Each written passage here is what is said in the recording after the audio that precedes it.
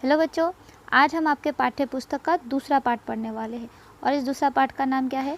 स्वरमाला। ठीक है, तो स्वरमाला इसमें स्वर वर्ण के बारे में दिया गया है। ठीक है, तो स्वर वर्ण पहले हम लोग जान लेते थे कि क्या क्या होता है। तो आप सबको तो पता ही होगा स्वर वर्ण क्या होता है। जैसे अ, आ, हर्षई दीर्घई, हर्षौ दीर्घौ, री, ए, ऐ, ओ, औ, अं, अ, ये क्या होते हैं? हमारे स्वर वर्ण होते हैं। और यहाँ पे क्या किया गया है? स्वर वर्ण की मदद से एक सुंदर सी कविता लिखी गई है। ठीक है, तो हम लोग पहले ये जान लेते हैं कि स्वर वर्ण से क्या वर्ड बनाए हैं। पहले वर्ड हम लोग देखेंगे, फिर उससे क्या कविता बनाया है उसको पढ़ेंगे। ठीक है, तो अ से क्या बना है? अ से बना है अनार, आ से हुआ आम, ई से इमली, ई से ईख, ऊ से उल्लू, ऊ से ऊँट, री से ऋषि, ए से एड़ी, ऐ से ऐनक, ओ से ओखली, औ से औरत, अंग से अंगूर और अ से यहाँ कुछ नहीं दिया है। ठीक है, अ, आ, हर्षई दीर्घई, हर्षौ दीर्घौ, री, ए, ऐ, ओ, औ, अंग, अ।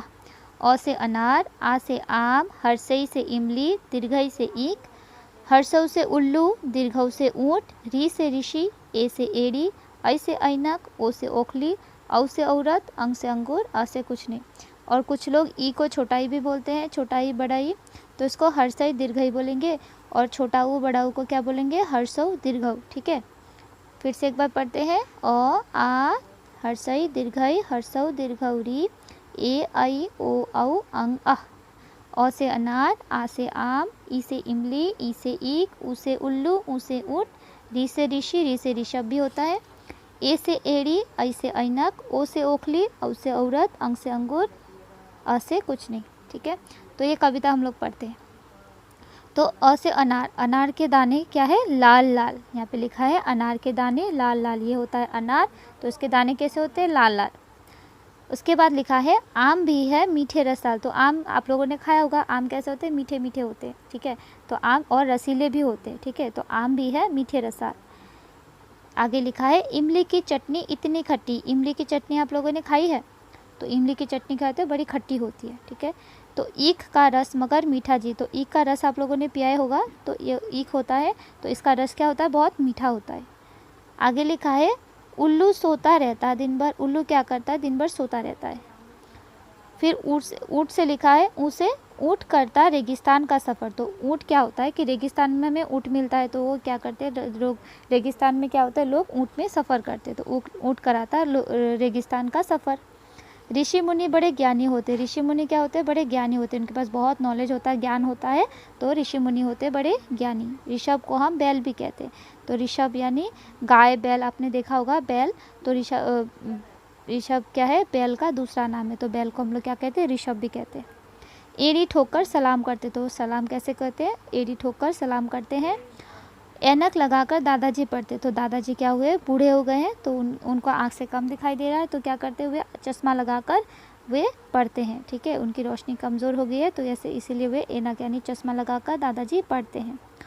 आगे लिखा है ओखली भरती है अनाज से। ओखली क्या से भर रही है? अनाज से, यानी खाने की चीज़ों से।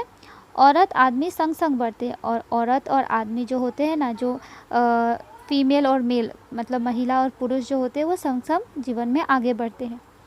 अंगूर खट्टे हैं लोमड़ी कहती है। लोमड़ी यानी सियार जो होता है ना, वो क्या कहती है? कि अंगूर खट्टे हैं। ठीक है, क्योंकि उसको अंगूर मिला नहीं, तो वो बोलता है कि अंगूर खट्टे हैं।